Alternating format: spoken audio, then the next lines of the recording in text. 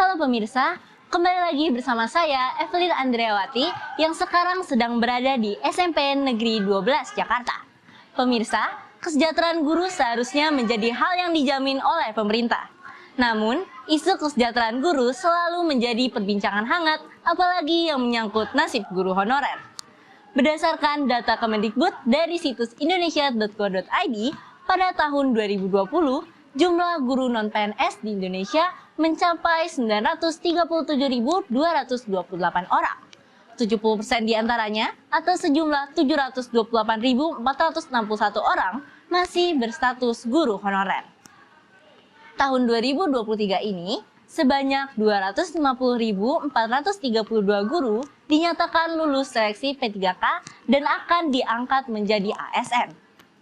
Sejak 2021, total ada 544.292 guru yang sudah lolos dari tes tersebut. Namun pertanyaannya, bagaimana dengan mereka yang tidak lolos tes tersebut? Apakah kesejahteraan guru hanya ditentukan dari kelulusannya dalam tes? Sebenarnya apa yang membuat kesejahteraan para guru honorer ini masih diperbincangkan? Bagaimana pendapat pengamat pendidikan terkait isu ini? Saya serahkan kepada rekan saya Hana yang saat ini sudah bersama dengan Doni Kusuma, pemerhati pendidikan. Terima kasih Evelyn. Sekarang saya sudah bersama Bapak Doni Kusuma, pemerhati pendidikan. Selamat pagi Bapak. Selamat pagi. Bisa saya mulai dengan pertanyaan pertamanya? Boleh, silakan. Menurut Bapak, seperti apa sistem perekrutan guru honorer ini sehingga menjadikan kondisi mereka seperti tidak terjamin? Apakah ada yang salah dengan proses perekrutannya? Ya, sebelumnya kita harus lihat mengapa ada guru honorer ya. Jadi kan sebenarnya pemerintah tidak pernah membuat kebijakan untuk merekrut guru sebagai guru honorer. Tetapi faktanya saat ini ada hampir sekitar 750.000 guru honorer yang tersebar di seluruh sekolah di Indonesia. Nah, mengapa muncul guru honorer ini? Karena sejak 10 tahun terakhir, itu pada era pemerintahan Pak Presiden Susilo Bambang Yudhoyono, 2004 sampai 2014, itu pemerintah buat kebijakan moratorium mengangkat guru PNS.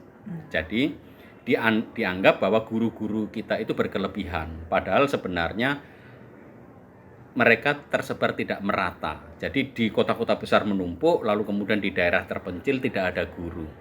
Maka sekolah kemudian merekrut guru-guru bantu yang dipekerjakan di sekolah, sehingga mereka menjadi guru dengan status honorer, karena tidak ada pengangkatan pegawai negeri sipil untuk calon guru baru.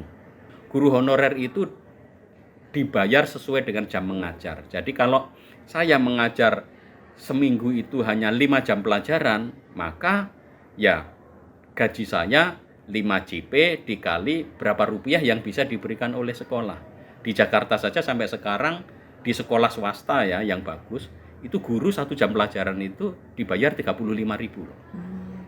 Itu masih ada sampai sekarang. Nah, guru-guru honorer ini lebih parah lagi. Ada yang cuma 20.000, ada yang 10.000, bahkan mereka sudah bekerja dengan banyak jam pelajaran hampir 1 bulan, tetapi karena tidak ada dana dari pemerintah dan hanya dibayar dengan gaji atau dengan anggaran bantuan operasional sekolah yang sifatnya sangat terbatas, maka kesejahteraan guru-guru honorer kita itu semakin memprihatinkan. Ini ada kesalahan perekrutan. Jadi kegagalan pemerintah untuk memperbaharui guru-guru yang sudah pensiun untuk sebagai guru-guru baru, lalu kemudian kegagalan pemerintah untuk menyediakan guru-guru di daerah terpencil yang kekurangan guru, itu juga menjadi masalah. Lalu yang ketiga, pemerintah tidak mampu untuk mendistribusi guru secara adil. Tapi kemarin kita mendapat daftar guru di salah satu sekolah negeri, banyak guru muda yang sudah menjadi PNS, sedangkan yang tua belum menjadi PNS. Itu mengapa, Pak? Ya, itu tadi. Di sekolah-sekolah negeri yang sekarang itu, mereka PNS-nya harus kamu cek, apakah mereka PNS murni atau P3K. Karena yang sekarang ada itu, mereka menjadi guru P3K. Jadi guru-guru baru, mereka itu terpaksa ikut seleksi P3K. Karena hampir 5 tahun terakhir ini tidak ada pembukaan guru untuk ASN. Jadi kalau mereka itu sebut PNS, ya mereka berarti lolos seleksi sebagai P3K. Dan mengapa guru-guru yang muda itu lolos? Ya karena mereka lebih pintar menggunakan komputer, kemudian bisa menjawab beberapa teori-teori terbaru, pada saat wawancara bagus. Lah kalau guru-guru tua mau pensiun kan sudah tunuk-tunuk, nggak bisa ngerti internet dan lain, padahal itu beberapa hal dibutuhkan di dalam tes seleksinya. Dari riset, peminat profesi guru dari kalangan muda semakin sedikit. Apakah ada hubungannya dengan nasib guru honorer saat ini? Ya jelas. Jadi kalau guru yang mau pensiun nasibnya sedih, dramatis seperti itu, ya kalau anak-anak muda begitu, misalkan kamu jadi guru, masuk ke sebuah sekolah, lihat guru-guru senior yang mau pensiun, ternyata apa? Isinya mengeluh, gak bahagia dengan profesinya, isinya mengumpat-umpat, bisa jadi gak rela, lalu kemudian gak ada kelegaan sebagai guru, isinya menyalah-nyalahkan pemerintah. Yang muda pasti nganggap, saya gak mau dong, akhir saya kayak bapak atau ibu ini kan. Itu yang membuat anak-anak sekarang nggak mau menjadi guru. Selain ada banyak profesi yang menawarkan banyak gaji yang lebih sejahtera, yang bisa untuk memenuhi kehidupan mereka. Maka ini harus menjadi strategi pemerintah untuk menarik minat anak-anak muda. Baik, untuk pertanyaan selanjutnya, apakah nasib guru honorer yang mendapat gaji kecil dipengaruhi sistem pendidikan yang kurang tertata di Indonesia? Sebenarnya bukan sistem pendidikannya, tetapi terkait dengan sistem tata kelola guru. Jadi sistem tata kelola guru itu mulai dari proses pendidikannya. Sekarang ini misalkan siapapun kan bisa jadi guru. Dulu ada IKIP, sekarang nggak ada IKIP. Yang ada adalah universitas sekarang. Ya. Nah kalau seperti ini berarti semua orang bisa jadi guru. Lalu di mana keistimewaannya profesi guru? Nah itu kan di awalnya. Jadi nasib guru honorer, nasib guru yang bahkan bukan honorer pun sekarang itu sangat ditentukan dari tata kelolanya ini. Kalau dari awal pemerintah tidak bisa menunjukkan bahwa profesi guru itu adalah profesi yang baik, bermartabat, yang bisa membuat kamu sejahtera, tidak akan mungkin ada anak-anak yang punya kualifikasi bagus, dia mengajar menjadi guru. Nah ini saya rasa dari tata kelolanya, bukan sistem pendidikannya sendiri. Memang tata kelola ini adalah bagian dari sistem pendidikan, tetapi kita bisa perlu fokus ke sistem tata kelola guru, mulai dari rekrutmen, seleksi proses pendidikannya, jadi seleksi masuknya, tata kelola pendidikannya ketika di universitas, karena ketika IKIP ini tidak ada, maka kemudian guru-guru yang bermutu itu juga menjadi kurang. Ya. Lalu pada saat sudah lulus menjadi guru, nggak ada tempat, adanya jauh di luar kota, di pulau-pulau yang kemudian tidak ada insentif, lalu kemudian nggak ada jaminan, ya, lalu kemudian ya akhirnya mereka hanya datang ke sana sebagai guru honorer. Tata kelola ini adalah terkait dengan sinkronisasi antar kementerian, karena guru ini terus terang profesi yang diikat oleh banyak orang. Untuk proses pendidikannya lewat undang-undang perguruan tinggi, untuk seleksinya undang-undang ASN, untuk pembayarannya undang-undang anggaran negara oleh Kementerian Keuangan. Nanti untuk pembagiannya di daerah diatur oleh undang-undang otonomi daerah. Semua tergantung dari pemerintah daerah. Rusak pendidikan kita karena masing-masing undang-undang ini semua ngatur guru dan tidak ada sinkronisasi, dan masing-masing justru berpotensi menambah masalah tentang mulai dari pendidikan, rekrutmen, sampai pemberian penugasan, bahkan sampai pemberian kesejahteraan jaminan masa pensiun. Itu kita sangat kacau. Dalam kondisi seperti itu, apakah guru honorer dapat mempengaruhi kualitasnya dalam mengajar? Ya jelas. Kalau guru-guru dibayar cuma 250.000, bagaimana mereka bisa memikirkan hidupnya? Dia untuk bertahan hidup aja susah. Fokusnya habis ini saya makan apa? Maka ada yang nyambi bertani, berkebun, ngojek. Banyak guru-guru yang sambilannya lebih banyak daripada jam ngajarnya. Ya akibatnya ya tidak konsentrasi, tidak mengajar. Ya jangan salahkan, mau kamu bayar cuma segitu kok minta komitmennya tinggi, itu mana mungkin? Nggak logis toh. Menurut Bapak nih sebagai pemerhati pendidikan, bagaimana untuk mengatasi masalah ini? Apa yang harus diperbaiki dari sistem pendidikan di Indonesia, utamanya terkait guru honorer? Iya, yang harus diperbaiki tadi saya bilang harus ada sistem rekrutmen yang jelas, yang fair dan adil. dan memberi prioritas lah kepada mereka yang sangat membutuhkan. Baik Pak, terima kasih untuk waktunya. Saya kembalikan kepada Evelyn. Baik pemirsa, melalui kacamata pemerhati pendidikan, ternyata sistem perekrutan dan distribusi guru di Indonesia masih perlu diperbaiki. Setelah mendengar pendapat dari pemerhati pendidikan, kita beralih ke rekan saya Eugenia yang sedang bersama dengan Ketua MKKS Jakarta Selatan II sekaligus Kepala Sekolah SMP Negeri 12 Jakarta, Budiana. Silakan Eugenia. Baik Evelyn, saat ini saya berada dengan Pak Budiana, Ketua MKKS Jakarta Selatan II. Selamat pagi Pak. Selamat pagi. Baik, pertama sebenarnya bagaimana sih mekanisme penerimaan guru honorer di sekolah negeri Pak? Oke, sebenarnya pemerintah ini sejak tahun kemarin 2022 itu sudah melarang tidak ada lagi rekrutmen guru honor. Hanya di lapangan kan sulit ya, kelihatannya di beberapa tempat masih ada sekolah-sekolah. Nah tentu kalau sekolah ini merekrut guru honor, pertimbangan dua ya, pertimbangan teknis tentu, yang kedua pertimbangan kebutuhan. Kalau tenaga yang ada tidak mencukupi, kemudian sudah melaporkan ke Dinas Pendidikan dan ternyata juga belum ada respon, mungkin ya kepala satuan pendidikan itu mau tidak mau akan merekrut guru honor. Nah tentu pertimbangannya pertama kebutuhan. Jadi kebutuhan yang ada itu dimaksimalkan. Kalau guru itu kan ngajar minimal 24 jam, maksimal 40 jam. Taruhlah satu guru bebannya mengajar sudah 36 jam per minggu. Nah, kalau dibikin 40 bisa, tidak melanggar undang-undang, tapi kan sulit pelaksanaannya. Sudah 36 dan ternyata memang masih ada yang belum tercover ya, belum terpenuhi. Maka dengan pertimbangan agar anak-anak mendapatkan pelayanan, kepala sekolah merekrut guru honor. Jadi pertimbangannya kebutuhan. Yang kedua, tersedia nggak anggaran? Anggaran untuk guru honor kan dari bos, ya. Nah, bos itu ketentuannya untuk bayar honor itu maksimal 50%. Jadi tidak boleh lebih dari 50% dari dana yang diterima. Ya. Nanti kalau memang sudah dipetakan ya, berdasarkan analisis jabatan dan analisis beban kerja, ternyata sekolah itu membutuhkan, maka sekolah akan membuka lowongan. Buka lowongan kepada khalayak, diadakan seleksi, transparan, akuntabel, objektif.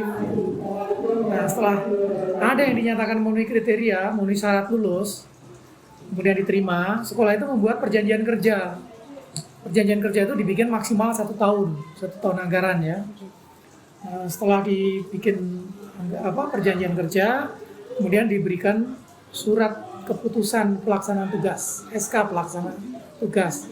Nanti selama 1 tahun itu evaluasi. Kalau memungkinkan diperpanjang, kalau tidak memungkinkan berakhir. Berarti sistemnya lebih kayak kontrak gitu ya Pak? Ya, kontrak betul. kerja.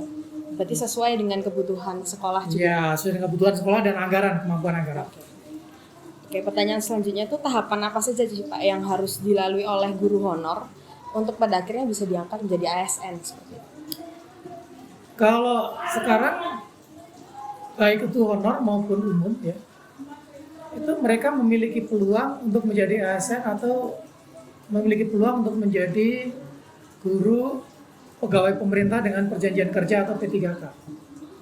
Yang terpenting, guru honor ini pertama memiliki kualifikasi yang ditentukan.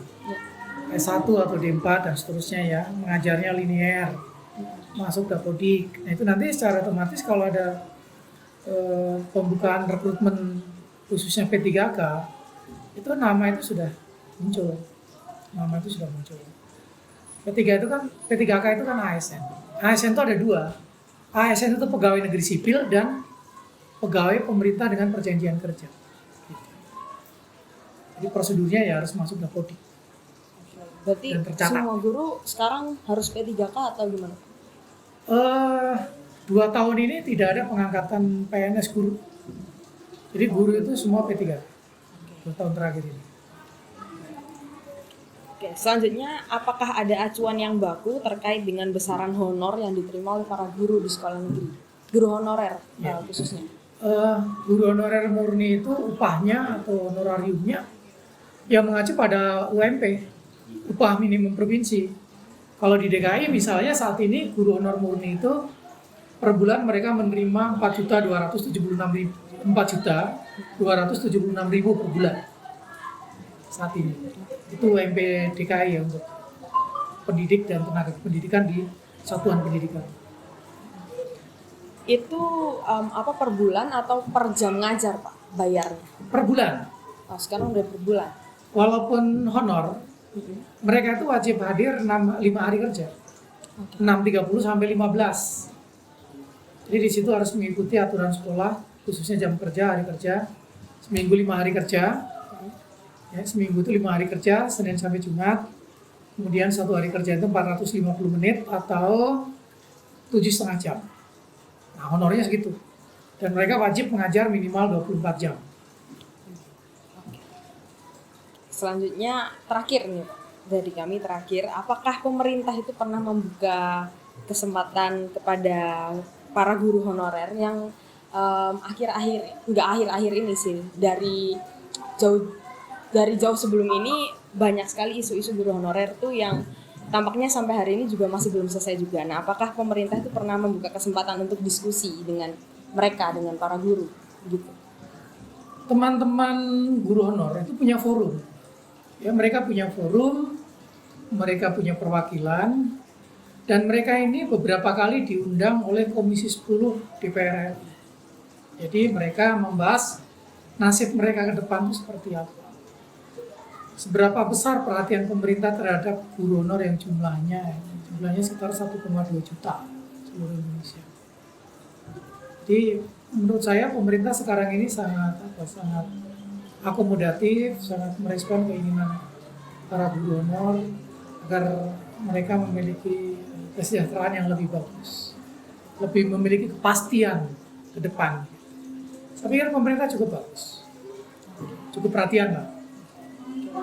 Terima kasih Pak, sekian dari kami untuk pertanyaannya. Kembali ke Evelyn. Pemirsa, rupanya pemerintah telah menggelar diskusi dengan para guru honorer melalui forum dengan Komisi 10 DPR RI. Hal ini dinilai mampu menjadi sarana penyampaian aspirasi para guru honorer. Selanjutnya, kita sudah terhubung dengan rekan saya Vincent yang saat ini sedang bersama dengan Cahya Yulfa, guru honorer di SMP Negeri 12 Jakarta.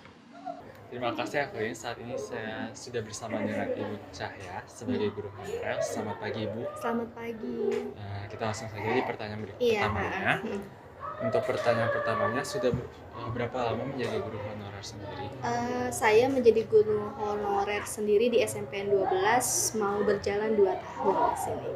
Berarti masih lumayan baru juga. Iya, lumayan baru. Untuk pertanyaan selanjutnya, bagaimana sistem pemberian honornya di sini?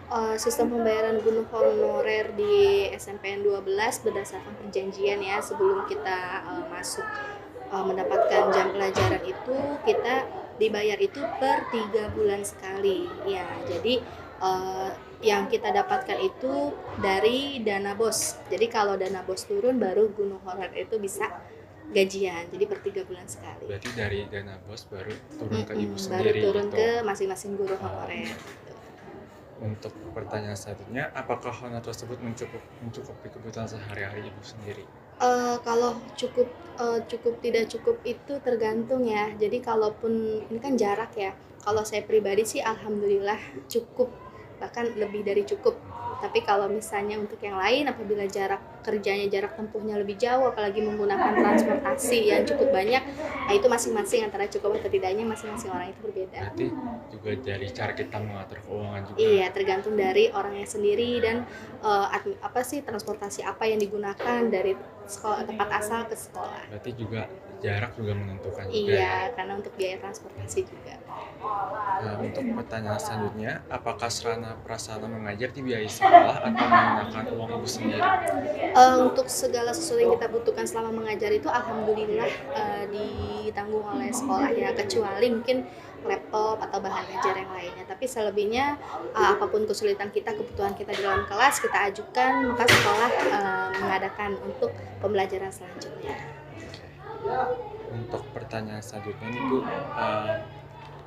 sulitkah untuk menjadi PNS dan tahap apa saja sih yang perlu dipersiapkan untuk menjadi seorang PNS itu Oh sendiri? iya, menurut saya pribadi sih agak sulit ya, karena memang tes CPNS itu kita harus bisa menguasai beberapa materi yang memang kadang itu juga di luar dari apa yang kita pelajari gitu. Saya pun baru mencoba 1 kali itu gagal, dan tahapannya itu ya seperti pada umumnya ada seleksi administrasi, ada seleksi ada tes-tes 1, kedua, ketiga, dan itu mungkin pada umumnya masyarakat sudah tahu ya tesnya itu apa aja. Berarti cukup panjang juga ya. Iya, cukup banyak sekali. Ada tes dari kemampuan kita, lalu tes CAT ya, atau SKB atau yang lainnya itu ada. Oke. Untuk pertanyaan terakhir nih Bu, ada gak sih tunjangan yang Ibu dapat selain dari honor utama yang tadi Ibu dapat? Untuk honor murni sendiri tidak ada. Jadi kita dari gaji aja, tidak ada uang yang lain-lain. Berarti dari gaji yang dapat Dari turun yang dari dana bos bos itu, iya. Oke, terima kasih Bu untuk Iya, pertanyaan itu sama-sama saja. ya. Dan kembali ke Evelyn. Baik pemirsa, rupanya dari sisi guru honorer sendiri, upah yang mereka dapatkan sudah cukup untuk kehidupan harian mereka. Namun, hal ini tergantung pada banyak faktor, mulai dari lokasi mengajar, gaya hidup, dan upah minimum provinsi setempat, serta kebutuhan lainnya. Berikutnya, kita akan mendengar tanggapan masyarakat terkait isu kesejahteraan guru honorer. Apakah isu ini menjadi penting untuk diperhatikan? Berikut laporannya. Menurut saya, guru honorer adalah guru yang kontraknya sudah ditentukan dan tentunya tidak tetap.